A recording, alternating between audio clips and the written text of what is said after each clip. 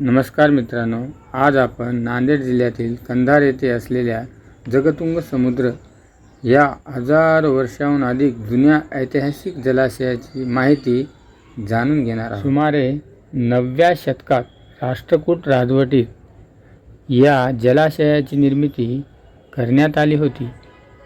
इतिहासातील नोंदीनुसार या परिसरातील जल व्यवस्थापनासाठी हा जलाशय उभारण्यात आला। पुढे त्याची पुनर्बांधणी करण्यात आली। या जलाशयाचा मातीचा बांधारा सुमारे 850 ते 900 मीटर लांबीचा आहे।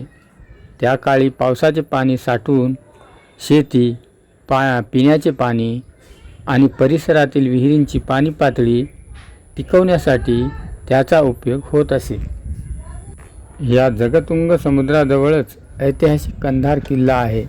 राष्ट्रकूट, यादव, बहमनी, निजामशाही, मुघल आणि इतर अनेक सत्तांच्या काळात हा परिसर महत्त्वाचे केंद्र होता।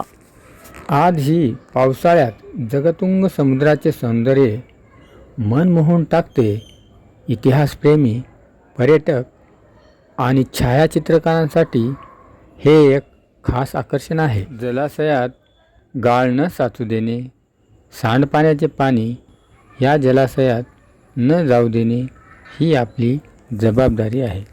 मित्रांनो, जर तुम्हाला आमचा आजचा व्हिडिओ आवडला असेल तर या व्हिडिओला लाईक करा, शेअर करा आणि चॅनलला सबस्क्राईब करा। धन्यवाद।